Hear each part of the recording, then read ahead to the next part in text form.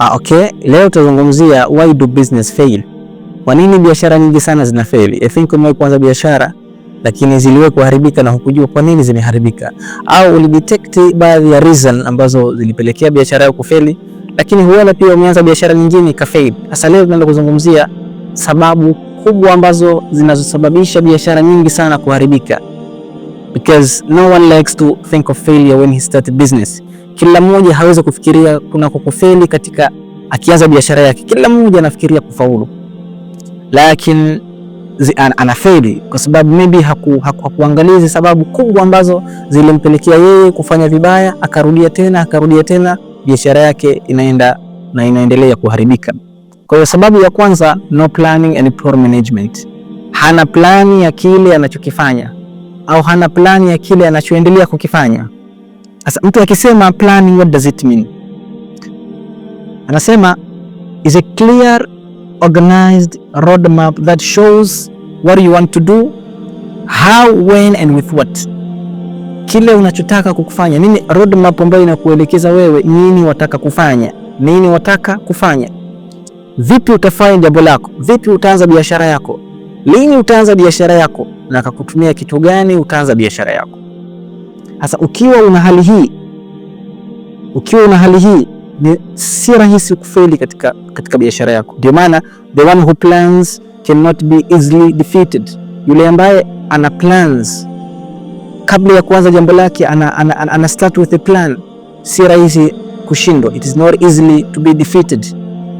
Kwa ukianza biashara yako, ukianza jambo lako lolote, unajua kwa mfano kuna baadhi ya watu wameanza mambo yao, au katika career zetu hizi kuna baadhi ya watu wanasoma kozi ambazo hawakuwa na plani nazo. Ndio maana mpaka yule mtu analalamika yuko mwaka wa 3, mwaka wa 4, lakini kile anachokisoma anakilalamikia. Kwa nini? Kwa sababu aliselect without any plan.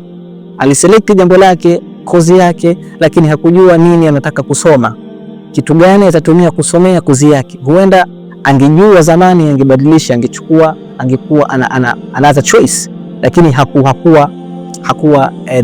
na plan. Ndio maana mpaka hivyo analalamika. Failing to plan is a planning to fail. What does it mean? If you do not take the time to create your plan, you are unintentionally setting yourself up to failure. Kwa hiyo kama ukuchukua muda mwingi kutengeneza plani yako, basi wewe unaenda kuharibu na kufaili katika biashara yako.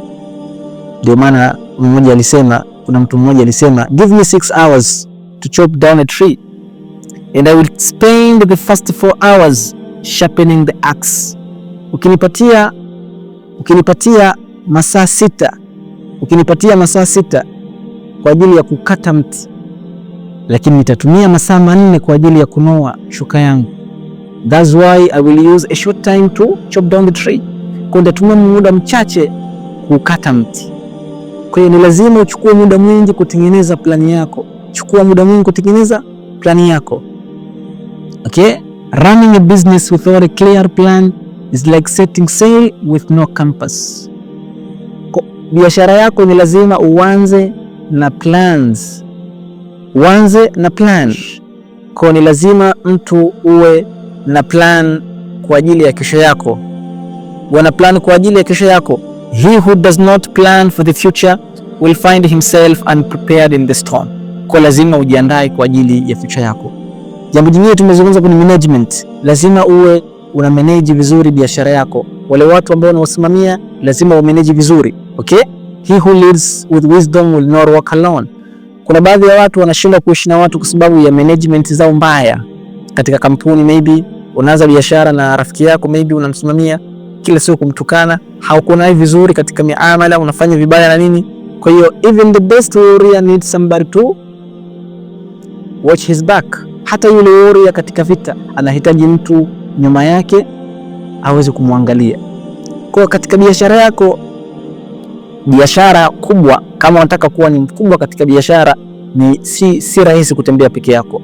Mtafute mtu ambaye wa best friend katika biashara, lakini si katika maisha ya kawaida, kwa sababu kuna baadhi ya marafiki si wazuri katika biashara wewe kutembea nao, ambao watakusaliti, ambao watakufanyisha vibaya, biashara yako itakuja kufail. Okay? Ndio maana nasema a bad system will beat a good person every time.